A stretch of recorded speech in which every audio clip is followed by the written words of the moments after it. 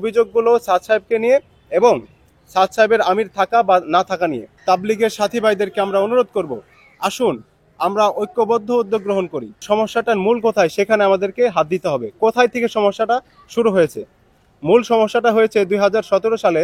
একটু বলতে হবে, একেবারে ছোট করতে বলা যায় না। 2017 সালের টঙ্গী ইজতেমা, তখন পর্যন্ত ভাগ ছিল না।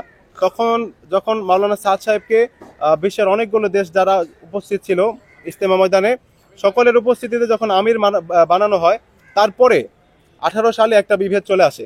এখন ঝামেলাটা শুরু হয়েছে সাদ সাহেবকে কেন্দ্র করে, মাওলানা সাদ সাহেবকে কেন্দ্র করে, যিনি দিল্লি নিজামুদ্দিন মার্কাজের যিনি আমির এবং সারা বিশ্বের একটা পক্ষের আমির। এখন আমাদের একটা পক্ষ যারা তার বিরুদ্ধে চলে গিয়েছে, তারা তার বিরুদ্ধে অনেকগুলো বয়ানের অভিযোগ দিয়েছে।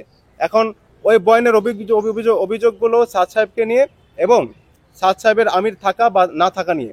এজন্য আমাদের ওইখান থেকেই আমাদেরকে হাত দিতে হবে, উভয় পক্ষের মুরব্বীদেরকে সংলাপে আসতে হবে যে কার কি অভিযোগ এরকম সংলাপে আসতে হবে। এবং নির্ভরযোগ্য যারা আমরা দুই পক্ষই যাদেরকে মানি, আপনারা যদি জানতে চান বলতে পারি যে আমাদের পাকিস্তানের মাওলানা তাকি উসমানী সাহেব, আমাদের ভারতের দেওবন্দ মাদ্রাসার হজরত মাওলানা আরশাদ মাদানী সাহেব, আমরা দুই পক্ষের মুরব্বীরা ওনাদেরকে মানে।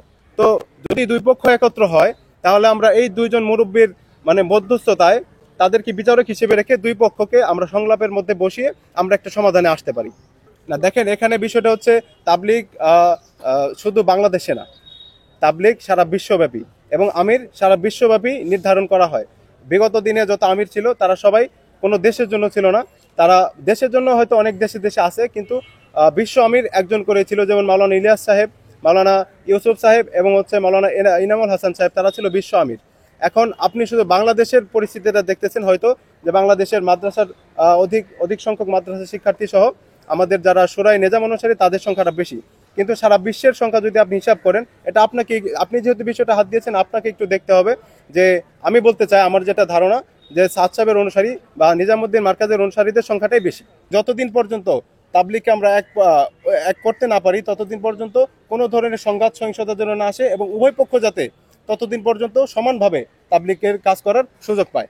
পাল্টাপাল্টি যদি আমরা যুক্তি তর্ক শুরু করি, তাহলে এই সমস্যার কোনো সমাধান হবে না, বরং সমস্যা ঝগড়া বিবাদ আরও বৃদ্ধি পাবে। আমরা চাই শুধু বাংলাদেশে না, সারা বিশ্বের মধ্যে তাবলিগের কাজ আবার এক প্ল্যাটফর্মের অধীনে চলে আসুক। আর এজন্য বাংলাদেশ সরকার, উভয় পক্ষের তাবলিগের মুরব্বীগণ, ওলামায়ে কেরাম, সর্বস্তরের জনগণ এবং ঢাকা বিশ্ববিদ্যালয়ের তাবলিগের সাথী ভাইদেরকে আমরা অনুরোধ করব, আসুন আমরা ঐক্যবদ্ধ উদ্যোগ গ্রহণ করি কিভাবে তাবলিগকে আবার এক প্ল্যাটফর্মের অধীনে নিয়ে আসা যায়। এই ঢাকা বিশ্ববিদ্যালয় থেকে অনেক বড় বড় আন্দোলন সংগ্রামে নেতৃত্ব দেওয়া হয়েছে এবং এর সফলতার খবর আমরা জানি। 52 ভাষা আন্দোলন থেকে শুরু করে 71-এর মহান মুক্তিযুদ্ধ, 90-এর স্বৈরাচার বিরোধী আন্দোলন এবং সর্বশেষ 2024 সালের জুলাই গণঅভ্যুত্থানে ঢাকা বিশ্ববিদ্যালয়ের ছাত্রদের অগ্রণীর ভূমিকার কথা আমরা সবাই জানি। আমরা বিশ্বাস করি, আমরা ঢাকা বিশ্ববিদ্যালয়ের শিক্ষার্থীরা যদি উদ্যোগ গ্রহণ করি, উভয় পক্ষের মুরব্বীদের সাথে যতদিন লাগে আমরা পর্যালোচনা করি, আমরা ইনশাআল্লাহ অতি দ্রুত এই তাবলিগকে আবার এক প্ল্যাটফর্মের অধীনে নিয়ে আসতে পারবো।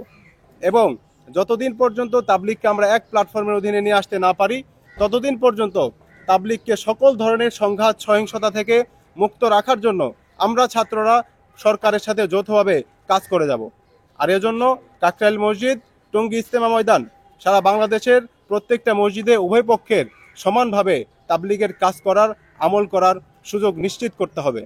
অন্যথায় এক পক্ষ যদি আরেক পক্ষকে বৈষম্যের দিকে ঠেলে দেয়, এক পক্ষ যদি আরেক পক্ষকে প্রতিহত করার হুঁশিয়ারি দেয়, বাধা দেওয়ার হুমকি প্রদান করে, তাহলে এই তাবলিগের সমস্যা কখনোই সমাধান হবে না।